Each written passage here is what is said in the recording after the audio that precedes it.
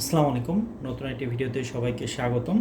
তো আজকে আমরা আরেকটি নতুন কোশ্চেন সলভ করব, যেটা 32 বিসিএসে আসছে। তো প্রথমেই আছে কোশ্চেনের শুরুতেই এক্স এবং ওয়াই উভয় বিজোড় হলে কোনটি জোড় সংখ্যা হবে। তো দেখতে পাচ্ছেন যে কালার করা যে জায়গাগুলো, সেই জায়গাগুলো মূলত আমাদেরকে ফোকাস করতে হবে এটা দ্রুত সলভ করার জন্য। তো এক্স এবং ওয়াই উভয় যদি এক্স এবং ওয়াই যদি বিজোড় হয়, তাহলে জোড় সংখ্যা কি হবে, ঠিক আছে, কোনটি জোড় সংখ্যা হবে এখানে নিচে।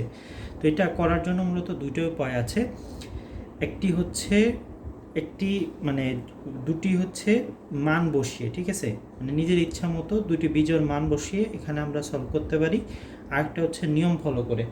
তো নিয়মটা কি? নিয়ম হচ্ছে যে যোগের ক্ষেত্রে, ঠিক আছে, জোড় আর জোড় যোগ করলে কি হয়? জোড়ই হবে, তাই না? আবার জোড় প্লাস বিজোড় যদি আমরা যোগ করি, সেক্ষেত্রে কি হবে?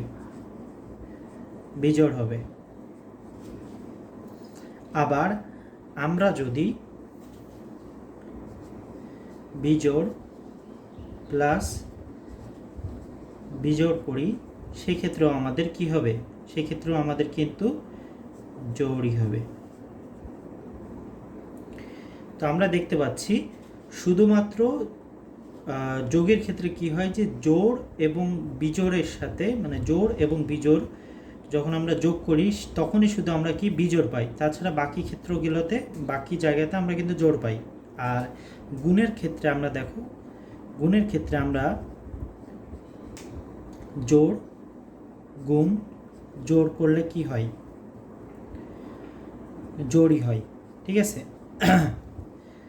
আবার জোড় গুণ বিজোড় করলে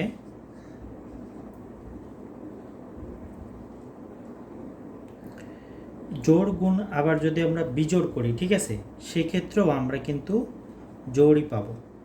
কিন্তু আমাদের যোগের ক্ষেত্রে কিন্তু উল্টা হয়, যে জোড় প্লাস বিজোড় করলে বিজোড় হয়ে যাচ্ছে। তো আবার আমরা যদি বিজোড় করি গুণ বিজোড়, সেই ক্ষেত্রে আবার আমাদের এখানে হয়ে যাবে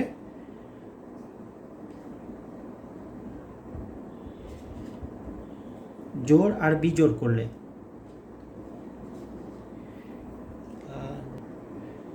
তো বিজোড় গুণ বিজোড় করলে বিজোড়ই হবে, ঠিক আছে। তো এটা মনে রাখলে আমরা এটা করতে পারবো, সেক্ষেত্রে একটু সময় লাগবে। দেখো এখানে এক্স এবং ওয়াই বিজোড় হলে কি হবে? জোড় সংখ্যা কোনটা হবে? তো এখানে এক্স কি বিজোড়, এটাও কি বিজোড়। তো বিজোড় আর বিজোড়ে যোগ করলে কত হয়? বিজোড় আর বিজোড়ে যোগ করলে জোড় হয়, সাথে এক থাকার কারণে এটা বিজোড় হয়ে যাচ্ছে, তার মানে এটা হবে না। এক্স এবং ওয়াই এটা যদি বিজোড় হয়, তাহলে বিজোড়ে বিজোড়ে কি গুণ করলে কি হয়? বিজোড় হয়ে যাচ্ছে, তার মানে এটাও বাদ। পরেরটা হচ্ছে এক্স ওয়াই প্লাস টু। এখানে এক্স ওয়াই দুটো বিজোড়, তো বিজোড়ে বিজোড়ে গুণ করলে কি হয়? বিজোড় হয়ে যাচ্ছে। তো বিজোড়ের সাথে আবার দুই যোগ করলে কি হয়ে যায়? বিজোড়ই হয়ে যায়। আবার এক্স প্লাস ওয়াই, এখানে দুটো বিজোড় হলে বিজোড় বিজোড় যোগ করলে কি হয়? বিজোড় এবং বিজোড় যোগ করলে জোড় হয়, তার মানে এইটা হবে রাইট, ঠিক আছে। এটা হচ্ছে একটা উপায়। আরেকটা উপায় হচ্ছে, এটি একটু সময় সাপেক্ষ।